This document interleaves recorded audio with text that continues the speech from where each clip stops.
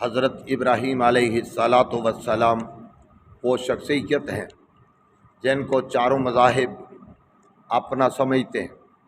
یہودیوں نے کہا ابراہیم علیہ السلام یہودی تھے، عیسائیوں نے کہا حضرت ابراہیم علیہ السلام عیسائی تھے، اور مشرکوں نے کہا ابراہیم علیہ السلام مشرک تھے، اور مسلمانوں نے کہا کہ وہ مسلمان تھے۔